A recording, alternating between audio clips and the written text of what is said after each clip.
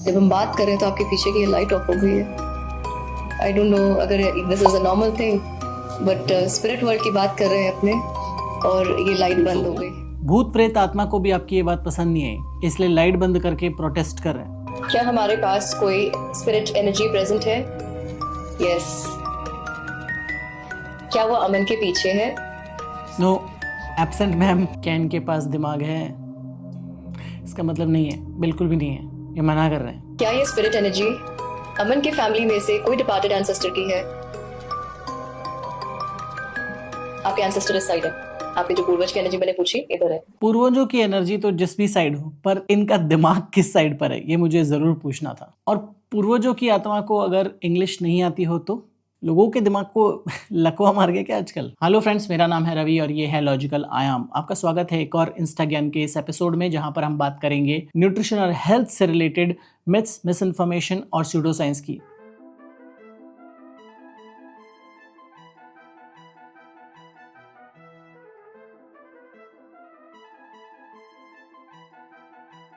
बाल्टी भर भर के नहा रहे लोग।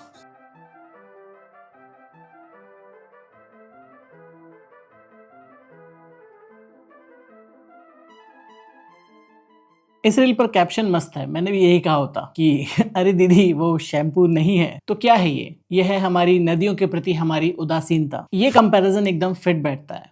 नदी को नदी मानने वाला देश और नदी को माँ मानने वाला देश, दोनों की क्या हालत है आप खुद देख लीजिए। अप्रैल 2023 की एक सरकारी रिपोर्ट के हिसाब से लास्ट के 5-6 सालों में ही 6,856 करोड़ रुपए खर्च हो चुके हैं सिर्फ यमुना के उस हिस्से पर जो दिल्ली से होकर गुजरता है। अगर आप भी यही सोच रहे हैं कि सफाई तो हुई पर यमुना मैया की नहीं, सिर्फ सरकारी पैसे की, तो आप बिल्कुल ठीक हैं। एक तरफ हम धड़ल्ले से हमारी नदियों में इंडस्ट्रियल सूएज और डोमेस्टिक वेस्ट फेंके जा रहे हैं और दूसरी तरफ सफाई का नाटक करे जा रहे हैं। When it comes to action, वो कोई भी सरकार हो, नाम बड़े और दर्शन छोटे ही नजर आते हैं। रोज आते हैं इस उम्मीद पे आज जीतेंगे, कल जीतेंगे, परसों जीतेंगे, रोज हारते हैं। एनीवे, जिसे शैम्पू समझ के भर भर के वो आंटी जी उस रील में लगा रही हैं, वो शैम्पू तो नहीं है पर शैम्पू जैसा ही कुछ है। वो है फॉस्फेट्स, सल्फेट्स और डिकम्पोज्ड बायोलॉजिकल मैटर जो आया है हाउस होल्ड और सुएज वेस्ट से। और ये जब सारी चीजें एक साथ में मिलती हैं तो वो झाग प्रोड्यूस करता है। फॉस्फेट और सल्फेट वैसे तो हैं सर्फेक्टेंट ही, जो साबुन शैम्पू में भी प्रेजेंट होते हैं, पर इसके साथ इसमें है ढेर सारा टॉक्सिक वेस्ट, हैवी मेटल और बायोलॉजिकल वेस्ट, जिसे बॉडी पर लगाना तो दूर, उस जगह के पास खड़ा होना भी खतरनाक है। ये देखिए कैसे आप अपने पेट में इतने तेल वाली सब्जियां आप डालकर खा रहे हैं और पेट को कर रहे हैं बीमार। आप ये तेल वाली सब्जियां इतनी पेट में डालते हैं और आपके पेट में तेल ही तेल हो जाता है और ऊपर से आप डाल देते हैं पानी। एक सबसे इसमें और हमारे पेट में बहुत सारे डिफरेंसेस हैं। सबसे पहले तो हम अपने पेट को बाहर लेकर नहीं घूमते। दूसरा, हम खाने को ऐसे ही नहीं उड़ेल लेते, हम खाने को ठीक से चबाते हैं। और तीसरा, हमारे स्टमक में मॉडरेटली स्ट्रॉन्ग एसिड होता है जो खाने को डाइजेस्ट करने का, उसको पचाने का, हाइड्रोलाइज करने का काम करता है। पानी वाली बात भी हमने अपने पुराने एपिसोड्स में की थी, बट एनीवे, जब हम खाने के साथ में या खाने के बाद में थोड़ा सा पानी पी भी लेते हैं तो हमारा स्टमक है वो और एसिड बना लेता है, जिससे जो खाना है स्टिल पच सकता है। पर बहुत सारा पानी पी लेंगे तो ऑब्वियसली हमारे स्टमक की भी एक लिमिट है, जो हमने पहले भी बात की थी, तो वो खाना पचने में थोड़ा टाइम लगेगा। तो बहुत सारा पानी तो नहीं पीना चाहिए, पर थोड़ा बहुत पानी आप ज़रूर पी सकते हैं खाने के साथ में या खाने के बाद में भी।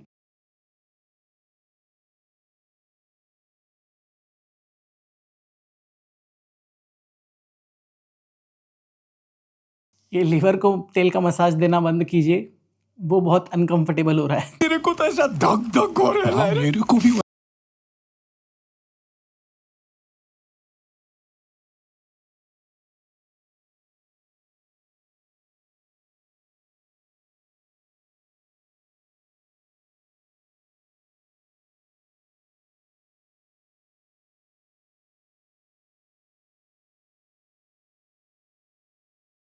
अरे हरे पत्तेदार सब्जी ही तो है वो।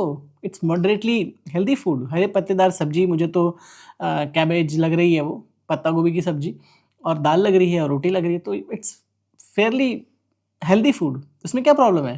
तेल थोड़ा कम कर सकते हैं, विच आई एग्री। बाहर का खाना कम कर सकते हैं, बंद कर सकते हैं, विच आई एग्री। बट ये स्टमक को और लीवर को ऑयल मसाज देकर समझाने की जरूरत नहीं थी, ये वैसे भी समझ में आ रहा है। क्या आपको याद है 16 चम्मच घी खाने वाले प्रशांत देसाई साहब उन्होंने अभी रिसेंटली एक रील में एक और क्लेम किया है, Exercise plays zero role in weight gain or weight loss. Exercise has zero role in weight loss. Yes. Podcast पे जाऊंगा मैं, कंट्रोवर्शियल स्टेटमेंट दूंगा मैं, वायरल हो जाऊंगा मैं। स्ट्रेटेजी काम कर रही है देसाई साहब। पहले एक कंट्रोवर्सी क्रिएट करो, हल्ला मचा दो, फिर दोबारा पॉडकास्ट में आके बोलो कि कंट्रोवर्सी हो गई, बहुत हेट मिल रहा है। क्यों घी पे इतना हेट मिला? हिट काफी मिली थी। क्या किया जाए, फिर उसका एक्सप्लेनेशन दो, तो आपके जो व्यूज होंगे वो 300% तक बढ़ जाएंगे। हम कौन सी कंट्रोवर्सी करें? पहले 16 चम्मच घी खाने की बात की थी, अब बोल रहे हैं exercise plays zero role in weight gain और वेट लॉस। एक्सरसाइज करते करते लोगों की जान निकल जाती है, कौन समझेगा उनके दुख दर्द? तो साला ये दुख का खत्म नहीं होता बे। एक्सरसाइज एक क्रूशल रोल प्ले करती है वेट गेन में, स्पेशली मसल गेन में। स्ट्रेंथ ट्रेनिंग, वेट लिफ्टिंग के बिना तो मसल गेन हो ही नहीं सकता। वेट लॉस में भी एक्सरसाइज इनिशियली बहुत बड़ा रोल प्ले करती है, और उस इनिशियल फेज के बाद भी स्ट्रेंथ ट्रेनिंग एक बहुत ही बड़ा एंकर रोल प्ले करती है फैट लॉस में। तो हमेशा जब भी हम वेट लॉस की बात करें, उसे फैट लॉस से रिप्लेस कर दें। एंड नो डिसरिस्पेक्ट और हेट टू प्रशांत देसाई साहब, बट ये बात तो सच है कि इनकी कोई फॉर्मल ट्रेनिंग या एक्सपीरियंस नहीं है इस एरिया में। ना कि सिर्फ एक्सरसाइज आपकी फिजिकल हेल्थ को इम्प्रूव करती है, बल्कि आपकी मेंटल हेल्थ में भी बहुत बड़ा योगदान देती है। और मैं जानता हूँ कि ये रील क्यों बनाई गई है, ये खुद भी बहुत अच्छे से जानते हैं, और उन्होंने इस इंटरव्यू में, इस पॉडकास्ट में भी बाद में बोला है कि exercise plays a very very important role in overall health. But viral होना है तो क्या करें? ऐसे ही और लोग भी अलग अलग प्रकार के क्लेम करते हैं। अगर कोई तुम्हें मोटा बोलता है तो हो सकता है सच में तुम मोटे ही हो। अगर तुम्हें कोई मूर्ख बोलता है तो हो सकता है सच में तुम मूर्ख ही हो। बिल्कुल चुप। सवाल ये है, क्या तुम ऐसे ही मोटे रहना चाहोगे? क्या तुम ऐसे ही मूर्ख रहना चाहोगे? अगर तुम्हारी कोई मुंह पे बेइज्जती करता है तो क्या तुम उसके साथ काम करना चाहोगे? महीने में 12 किलो तक वेट कम करवा दूंगी और तुम्हारे अंदर कॉन्फिडेंस की आग लगा दूंगी। एक महीने में 12 किलो वेट, यानी एक दिन में 400 से 500 ग्राम वेट लॉस मैं भी करवा दूंगा। एक महीने में 12 किलो वेट कम, बट वो आपके लिए सस्टेनेबल नहीं होगा। अरे आप बीमार भी पड़ जाओगे ना, तो भी आपका 7-8 किलो वेट तो ऐसे ही कम हो जाएगा, पर वो वेट लॉस आप नहीं करना चाहोगे। जैसा मैंने कहा, वेट लॉस को फैट लॉस से सब्स्टिट्यूट कीजिए, क्योंकि आप नहीं चाहोगे कि आप जब वेट लॉस करो तो आपकी मसल भी लूज़ हो, क्योंकि मसल्स बनाने में बहुत एनर्जी लगती है, बहुत बॉडी के रिसोर्सेज लगते हैं। आप नहीं चाहोगे कि वो ऐसे ही आप लूज कर दो। आपको वेट कम करना है ना, आप सिर्फ 35 डेज में 15 किलो तक वेट कम कर सकते हैं। अब 15 किलो हो गया, कोई लिमिट है कि नहीं? पूरा प्रोसेस स्टेप बाय स्टेप समझाती हूँ। पहले 14 दिनों के लिए मैं आपको समझाऊंगी आपकी असली भूख। उसके लिए आपको किसी भी तरीके के कार्बोहाइड्रेट्स नहीं खाने, ताकि आपके हंगर हार्मोन ग्रेलिन और लेप्टिन को सही सिग्नल मिले और आप बार बार ओवरईट ना कर पाए। और आपको जबरदस्त क्रेविंग हो, क्योंकि आपने कार्बोहाइड्रेट पूरी तरह से बंद कर दिए हैं। सिर्फ 14 दिन में 7 से 8 किलो वेट कम हो जाएगा। वो वाटर वेट होगा।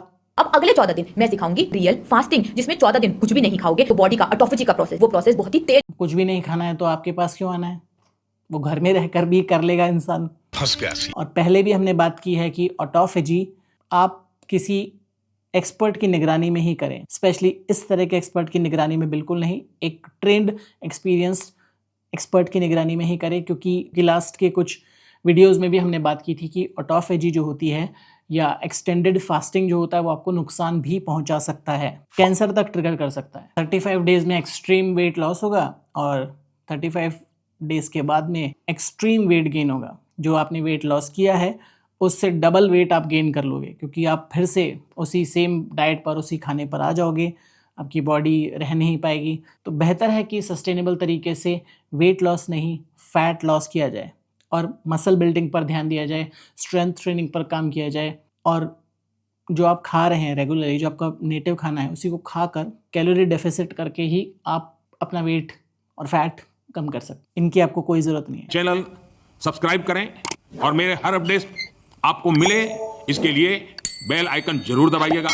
हमें रीच बढ़ाने की बहुत ज़्यादा ज़रूरत है, ताकि हम इन जैसे लोगों को काउंटर कर सकें। 3 foods that turn toxic when you reheat it. Number 1 is rice. Now, cooked rice contains a bacteria called Bacillus cereus, which starts multiplying immediately, and that starts releasing toxins like mycotoxins and aflatoxins. सबसे पहली बात तो जो Bacillus cereus है, उससे जो toxin बनता है उसको माइकोटॉक्सिन या एफ्लोटॉक्सिन नहीं बोलते। Mycotoxin is a toxin that comes from fungus, और एफ्लोटॉक्सिन भी सेम, जो एग्रीकल्चरल प्रोडक्ट्स में जनरेट बन सकता है किसी फंगस की वजह से।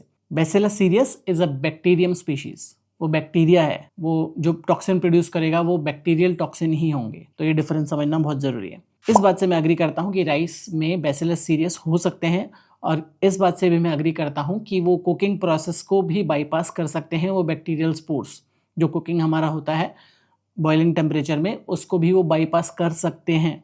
और अगर वो कुक्ड राइस काफ़ी समय तक बाहर रह गया, उसको रेफ्रिजरेट नहीं किया गया, तो उसमें बैसिलस सीरियस से जो टॉक्सिन होते हैं वो उत्पन्न हो सकते हैं उसमें, और बाकी दूसरे फूड्स में भी। बेसिकली मोटा मोटी ये है कि जो अगर आपने राइस बनाया है वो बच गया है तो उसको फ्रिज में रखिए, उसको ऐसे मत छोड़ दीजिए। स्पेशली जब बाहर वार्म वेदर है तो उसको फ्रिज में रख सकते हैं। फ्रिज में रखने से वो बैक्टीरियल ग्रोथ कम हो जाएगी, टॉक्सिन प्रोडक्शन भी कम हो जाएगा।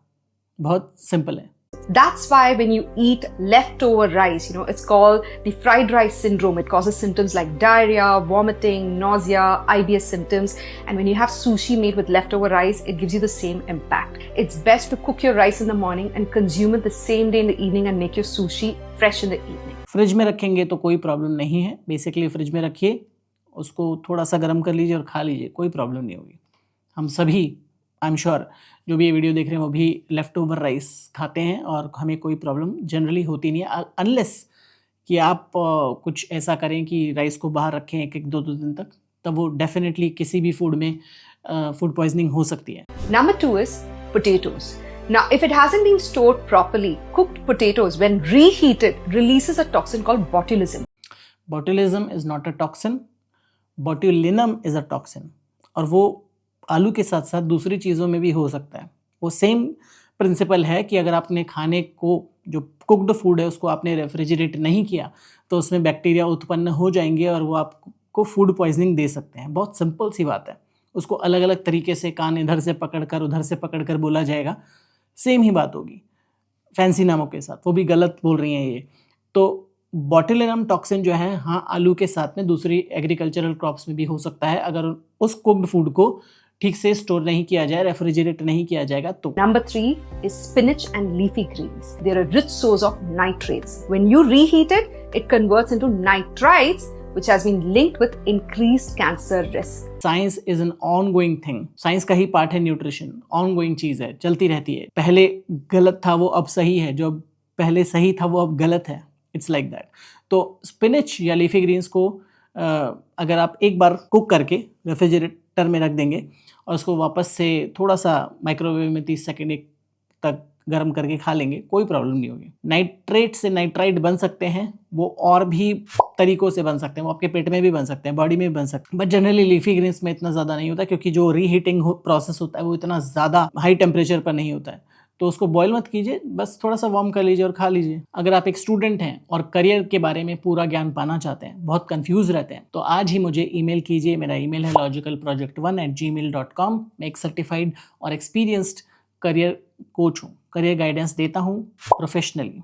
तो आप अगर किसी प्रकार की करियर समस्या से जूझ रहे हैं, 8 से लेकर 12 तक के स्टूडेंट हैं या अंडरग्रेड वाले स्टूडेंट हैं या फर्स्ट जॉब में कंफ्यूज हो रहे हैं कि क्या किया जाए क्या नहीं किया जाए, reach out to me, I solve all your problems. तो हमेशा जब भी हम टॉक्सिसिटी की बात करते हैं, पैथोजेंस की बात करते हैं कि वो आपको टॉक्सिक है, ये टॉक्सिक है, तो हमेशा उसको ध्यान रखें, जो पहले के वीडियोज़ में भी हमने बार बार बात की है कि टॉक्सिसिटी हमेशा डिटरमाइन की जाएगी, कोई चीज़ कितनी ख़राब है, कि आपने उसका अमाउंट कितना लिया, यानी डोसेज कितना है।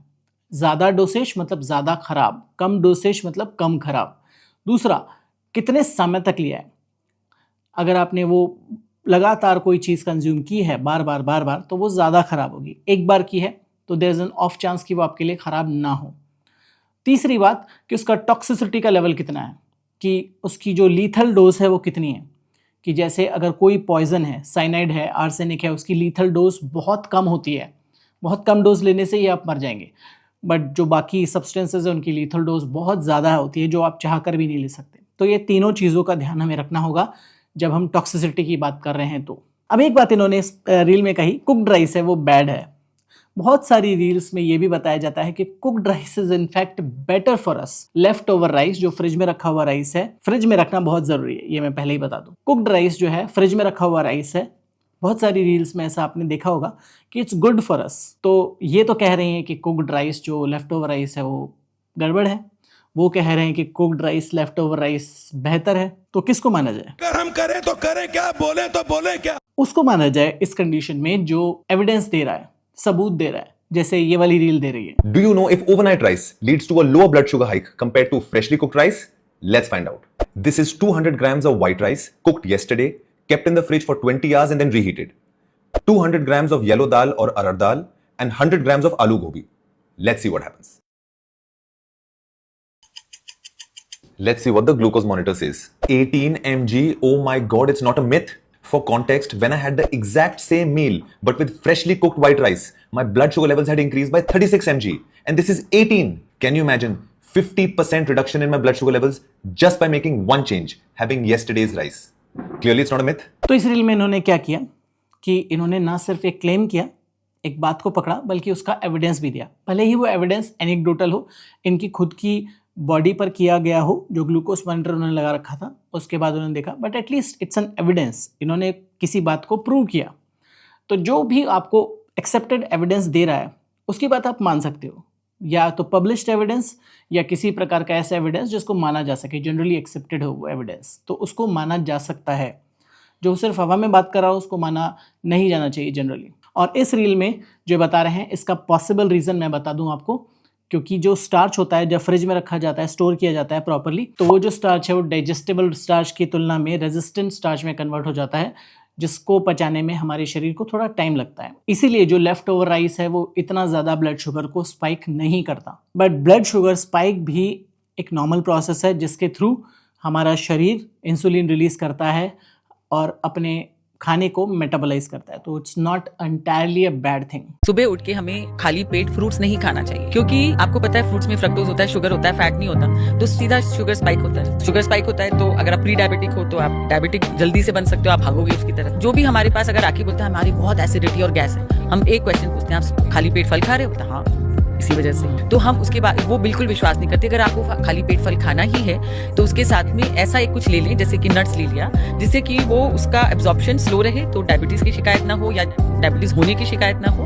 और वो धीरे धीरे डाइजेस्ट हो। दो चीज़ें हैं इसमें कि सबसे पहले तो जो ब्लड शुगर स्पाइक है वो इतना ज़्यादा नहीं होगा compare to any processed food. जब आप होल फ्रूट्स खा रहे हैं, साबुत फ्रूट खा रहे हैं, और जब आप एक फ्रूट की जगह एक पूरा फ्रूट बोल खा रहे हैं, मिक्सचर ऑफ फ्रूट्स खा रहे हैं जिसमें खट्टे फल भी शामिल हैं, जिसमें अलग अलग प्रकार के फल भी शामिल हैं, तो आपका जो ब्लड शुगर स्पाइक होगा वो इतना ज़्यादा नहीं होगा।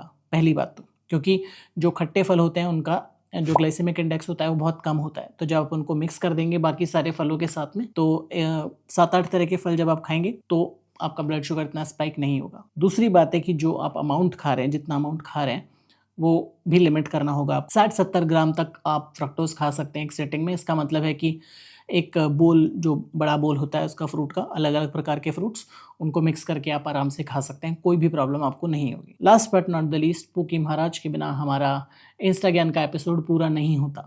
जो स्त्री दिन में गर्भवती हुई है, तो दिन में जो गर्भ स्थापित हुआ है वो बच्चा माँ बाप का और समाज का बहुत बड़ा, समाज को और माँ बाप को हानि पहुंचाएगा। वो एक पिक्चर थी ना, कह दिया बस, कह दिया, तो कह दिया बस कुछ उसका। ऑफ कोर्स इनसे कोई उम्मीद क्या करेगा कि कोई एविडेंस देंगे, बट इनकी जगह कोई और भी हो और वो इस तरह की बातें करे तो क्या आप उसको मानेंगे? बिल्कुल भी नहीं। और वैसे भी जो इंटरकोर्स होता है उसके बाद तकरीबन 2 से 3 हफ्ते तक लग सकते हैं प्रेगनेंसी को होने में। जैसा नहीं होता कि जस्ट आपने कुछ किया और तुरंत आप प्रेग्नेंट हो गए। तो आपके हाथ में है ही नहीं कि आप दिन में प्रेग्नेंट हो रहे हैं या रात में प्रेग्नेंट हो रहे हैं या शाम को प्रेग्नेंट हो रहे हैं, आपके हाथ में नहीं है। और वैसे भी इसका कोई लेना देना है ही नहीं बच्चे के अच्छे बुरे होने से, नीडलेस टू से। अगर आपको ये वीडियो अच्छा लगा तो इस वीडियो को लाइक कीजिए। अगर बहुत ही अच्छा लगा तो आप हमें सपोर्ट भी कर सकते हैं, हमारे मेंबर बन सकते हैं, चैनल के मेंबर बन सकते हैं, लॉजिकल आर्मी का पार्ट बन सकते हैं। 1 टाइम UPI सपोर्ट से लेकर मेंबरशिप सपोर्ट तक सभी कुछ मच अप्रिशिएटेड है। अगर आप करेंगे तो इससे हमें मोटिवेशन मिलेगा, चैनल को अच्छा प्रोडक्शन वैल्यू मिलेगा और हम बहुत कुछ कर पाएंगे जो हम करना चाहते हैं। और अगर आप इस तरह के वीडियो देखना चाहते हैं तो यहाँ पर क्लिक कीजिए, आपको इस तरह के वीडियोस की पूरी एक प्लेलिस्ट मिल जाएगी। चैनल को सब्सक्राइब किए बिना मत जाइएगा। मिलूंगा ऐसे ही एक और अमेजिंग वीडियो में यहाँ पर, तब तक बी लॉजिकल। कुछ चौराहे पर कोई चीज पड़ी मिले, जैसे कोई महंगी चीज है, सोना चांदी, ये सारी चीजें होती हैं, आपको ये चीजें भूल कर भी नहीं उठाना है।